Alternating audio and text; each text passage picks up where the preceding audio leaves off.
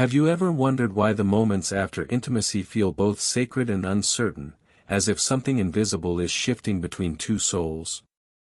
Most women think the bond is sealed in the act itself, but the truth is far more paradoxical. The connection often begins when the bodies part. What you say, how you move, even the silence you choose, it all speaks to his unconscious more loudly than any words. Carl Jung believed that after deep union, the hidden forces of the psyche rise to the surface, the anima and animus, the twin energies of the soul, searching for recognition. And that is where the real alchemy begins. When a woman lies beside a man after desire has been spent, she stands at the threshold between body and spirit. Her energy either expands into magnetism or collapses into need. The difference isn't seen in her gestures, but in her vibration, that subtle aura that whispers, "I am whole, even in your arms." It is here that the secret feminine archetypes awaken, the lover, the mystic, the queen, the huntress, and the maiden, each guiding her to act not from fear of losing him, but from the calm knowing of her inner empire. Men feel this instinctively. In those quiet minutes when breath slows and the mind returns from pleasure's edge, his unconscious begins to search for signals. Is she clinging or resting? Is she needing or choosing? His animus, the masculine principle within, seeks balance with her anima, and only a woman rooted in herself can hold that mirror without distortion. That is why after sex, her behavior becomes a mirror of his deepest fears and desires. The woman who turns inward, who allows silence to stretch like silk, tells him unconsciously, "I am not absorbed by you, I am expanded through you." It isn't a game. It's the language of the psyche, the dance between attachment and individuation. Jung wrote that every relationship is a psychological process of becoming whole, and every encounter, especially sexual union, reveals where the ego still clings to illusion. After the act, when masks are gone, the ego panics. Will he stay? Will he text? Does he still want me? But the archetypal woman knows this moment is not about him.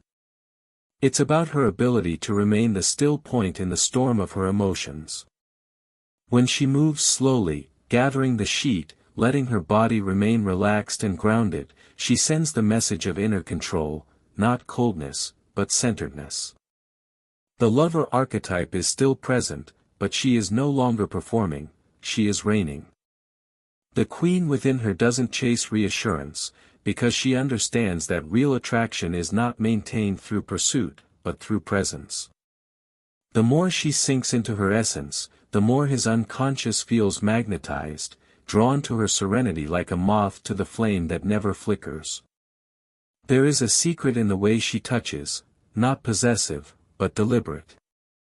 A light hand on his chest that says, "I am not yours, but I am here." That paradox drives the male psyche wild, because it reflects the eternal tension of eros, desire without control, union without loss of self. The more she embodies it, the more his anima awakens, stirring his instinct to protect, to pursue, to prove himself worthy. It isn't manipulation, it's primal symmetry. You see, most women believe that obsession is born from physical pleasure, from performance, appearance, or intensity. But obsession, in its truest form, arises from mystery.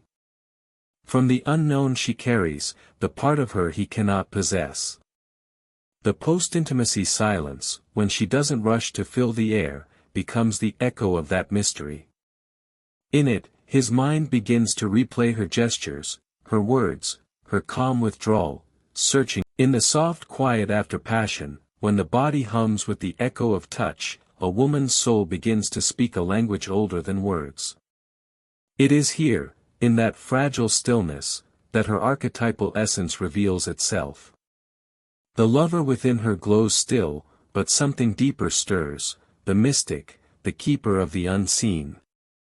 She senses the invisible thread that connects two beings not by possession, but by recognition. And as she moves, breathes, or even withdraws, her energy writes upon his unconscious what no conversation could ever declare. The masculine psyche is drawn not to perfection, but to polarity. He is magnetized by contrast, the warmth that welcomes him and the distance that challenges him.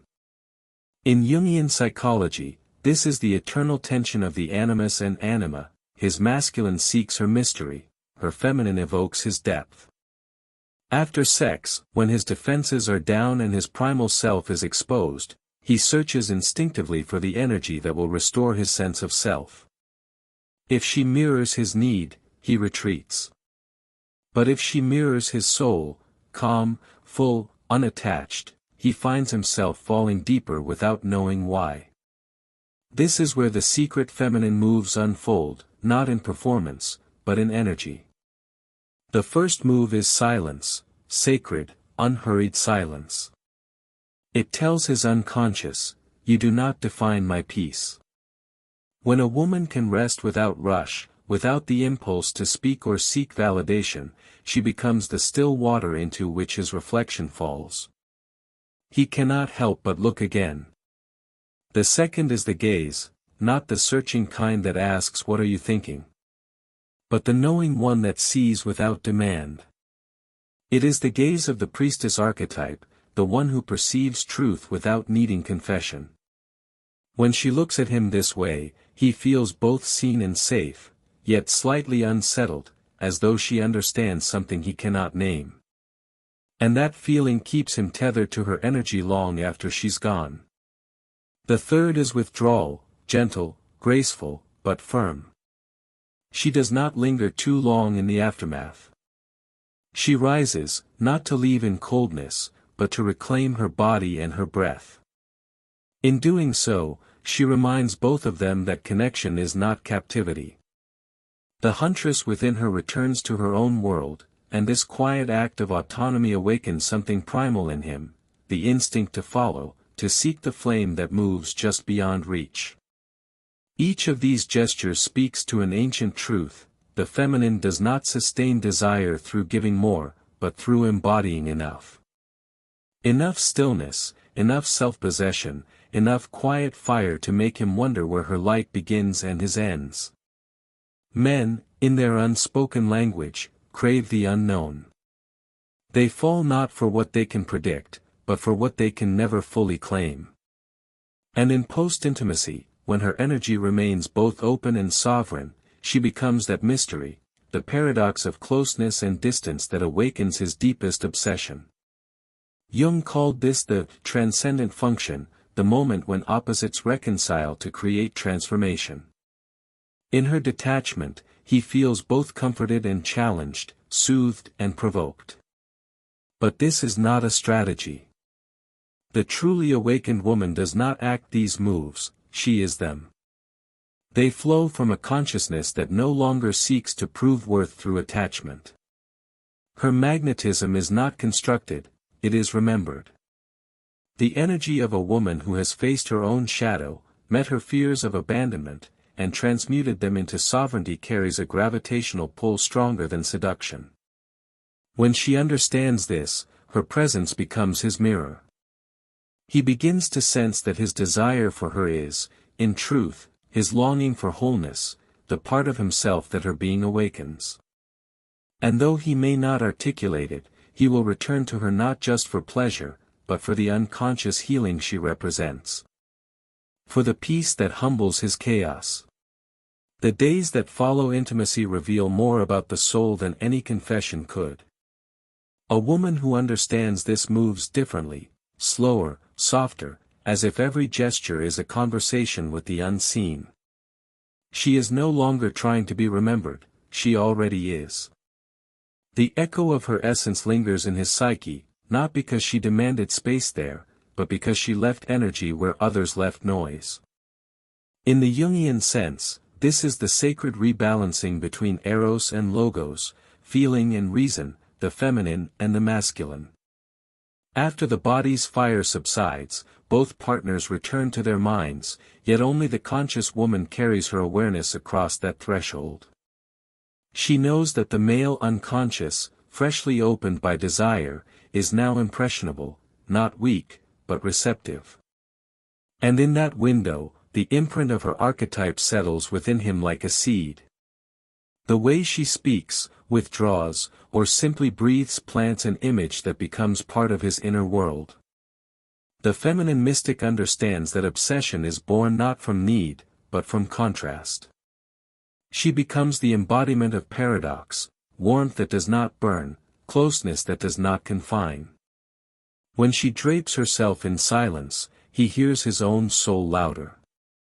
When she rises to dress, her back to him, her calm detachment whispers of centuries of feminine sovereignty, a quiet reminder that passion is a gift, not a possession. His mind, ruled by logic, cannot interpret it fully. And so, he thinks of her. Not in lust, but in longing, a restless curiosity that keeps returning. He remembers the tone of her voice, not her words. The scent of her skin, not her body. This is how the feminine energy becomes immortalized in masculine consciousness, through essence, not effort. Jung called this the psychic imprint of Eros, the invisible mark that awakens the man's anima. She becomes the mirror through which he encounters his own depth, his yearning for completion, his shadow of vulnerability. And yet, to hold this power without falling into control is the true mastery. The woman of awareness knows that to force his attention is to lose the spell.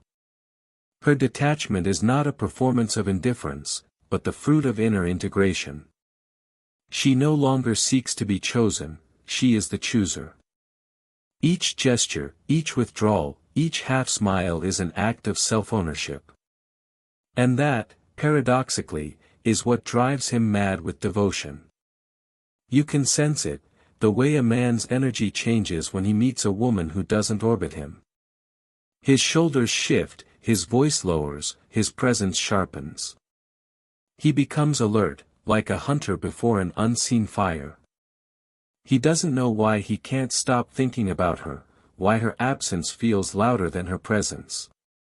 But his psyche knows, she is the reflection of his own unclaimed soul, and his mind cannot rest until he understands her mystery. In truth, this is the dance of archetypes, his inner warrior awakening before her inner goddess, his shadow stirring in the light of her calm. It is not manipulation, but awakening, two energies recognizing themselves through the mirror of polarity. She need not speak to remind him, her silence is the sermon. She need not chase, her presence already commands pursuit. And within her, the lover and the queen coexist. The lover, soft and radiant, invites vulnerability. The queen, sovereign and still, guards the sacred boundary of self. When these two merge, obsession transforms into reverence. He does not just want her body, he craves her peace, the serenity he cannot create within himself.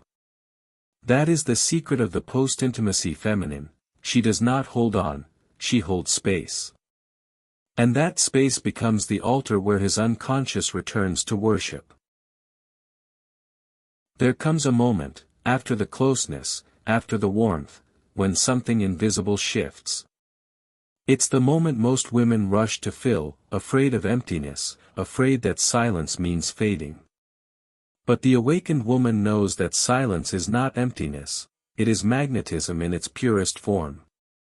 The man beside her begins to feel it, the slow drift of her energy withdrawing like the tide, yet leaving his soul aching to follow. Jung once wrote that what we desire most in others is often the part of ourselves we've forgotten. And in this sacred stillness, the man begins to remember. Her calm withdrawal becomes the mirror of his yearning, his longing for peace, for balance, for the feminine principle he has buried beneath achievement and control. He doesn't know it consciously, but her energy begins to haunt him like a dream he cannot interpret. She moves through her day differently now. There's a softness to her gestures, but her mind is sharp, grounded. The lover within her still glows, but she is no longer performing. Her sensuality is quiet now, not a flame meant to seduce, but a lantern that guides. When she speaks, she doesn't over-explain. When she listens, she doesn't rush to fill silence. Each pause, each breath, becomes an act of sovereignty. This is how the divine feminine communicates, not through words, but through the weight of presence. He begins to notice. Not the surface details, not the makeup, the hair, or the tone, but the feeling she leaves behind. The way his own body relaxes when she's near. The way her energy doesn't ask, doesn't demand, doesn't compete. In her stillness, he feels his own chaos quiet. And that peace becomes an addiction stronger than desire. What most call obsession is rarely about ownership. It is the psyche's attempt to reconcile a missing piece. When he thinks of her, he is really thinking of what she evokes, the permission to feel, the safety to surrender, the reminder that he is both hunter and human. She becomes, in Jung's terms, the living image of his anima, the feminine within him calling him toward wholeness. Yet she does not carry this responsibility as a burden. The queen within her knows that she cannot heal him, she can only reflect his truth. And so she lets him project, ache, chase, but never at the cost of her own center. Her detachment is not cruelty, it is clarity. She knows that the moment she begins to perform for his attention, she trades her crown for a chain.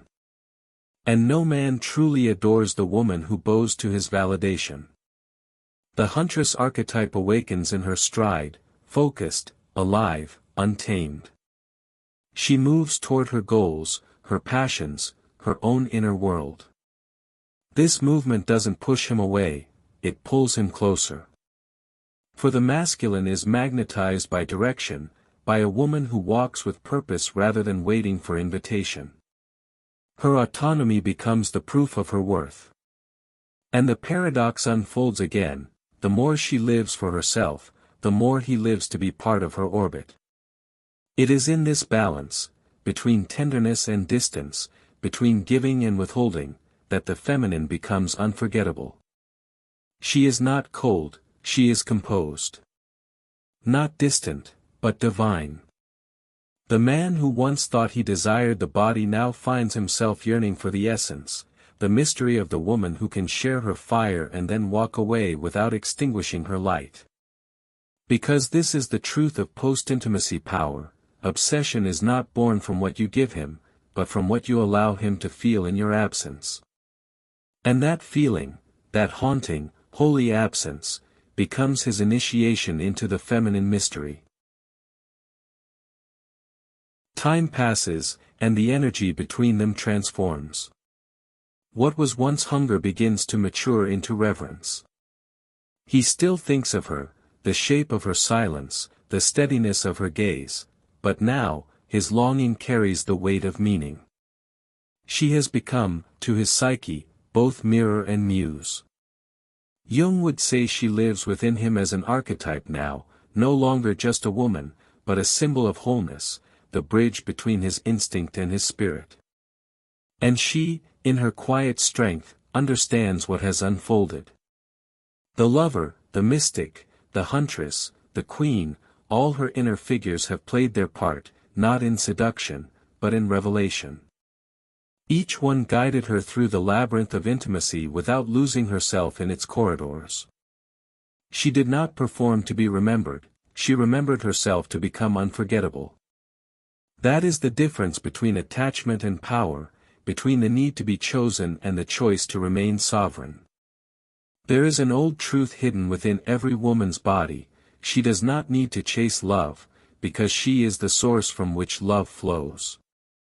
When she embodies that knowing, she no longer grasps. She no longer bargains her softness for security. She no longer mistakes attention for devotion. Her peace becomes her signature. Her restraint becomes her magnet. Her stillness becomes her crown. In the days that follow, she notices his patterns, the small texts, the attempts to reconnect, the way he circles back, drawn not by habit but by hunger for the energy she carries. And yet, she does not rush.